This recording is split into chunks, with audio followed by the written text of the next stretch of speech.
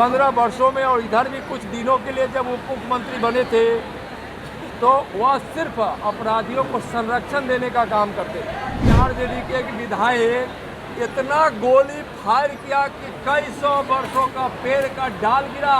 उस समय अपराधियों को संरक्षण मिलता था जिस समय आरजेडी का जंगल राज था।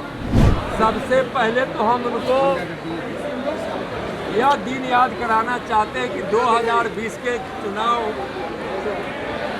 हो चुके थे, यानी मतदान हो चुका था और परिणाम की प्रतीक्षा की जा रही थी। और बीच का जो 2-3 दिन था उसमें तेजस्वी जी को भ्रम हो गया था कि हमारी सरकार बन रही है और आरजेडी वालों को भ्रम हो गया था।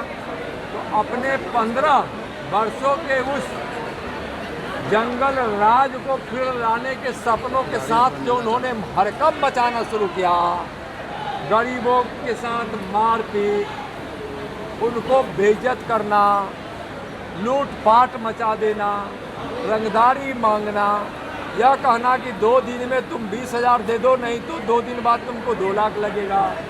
जो थोड़ा बहुत संपन्न लोग थे उनको बोले कि 2 लाख दे दो, नहीं तो 2 दिन बाद 2 करोड़ लगेगा। वह क्या विधि व्यवस्था की बात करेंगे? वह क्या करेंगे जब उनकी सरकार थी 15 वर्षों में और इधर भी कुछ दिनों के लिए जब उप मुख्यमंत्री बने थे तो वह सिर्फ अपराधियों को संरक्षण देने का काम करते थे। अपराधी उनके मंत्री विधायक के यहाँ शरण लेते थे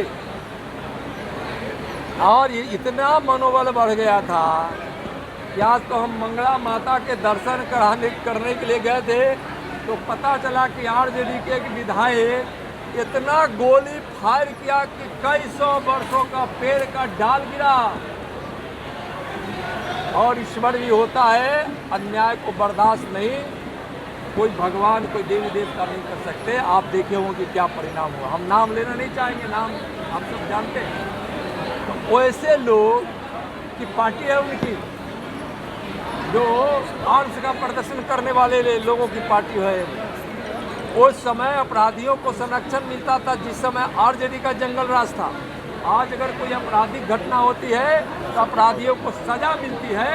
लालू जी और तेजस्वी जी संरक्षण देने का काम अपराधियों को करते हैं। अगर कोई घटना घटती है तो सरकार तत्परता से उस पर कार्रवाई करती है और सजा दिलवाती है। धन्यवाद।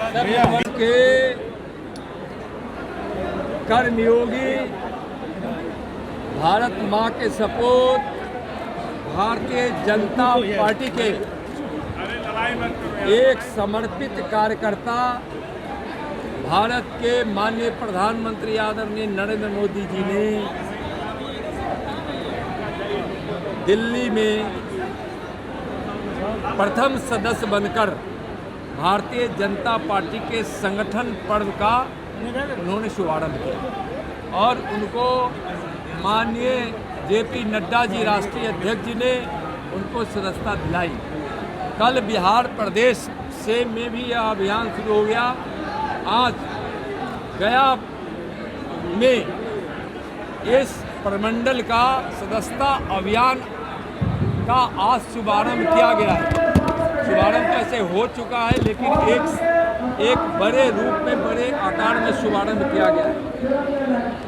भारतीय जनता पार्टी की नीति कई दशकों से देश और जन सेवा का इतिहास और इन 10 वर्षों में माननीय प्रधानमंत्री जी के द्वारा गरीब कल्याण की योजनाओं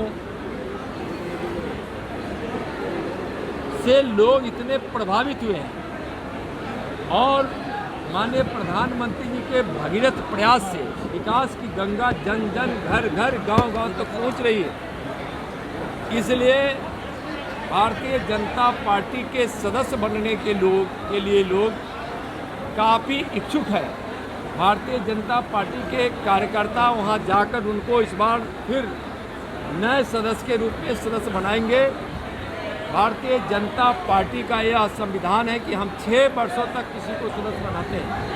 6 वर्षों के बाद फिर उस सदस्यता का नवीनीकरण होता है और नए लोगों को भी हम उसमें सम्मिलित करते हैं।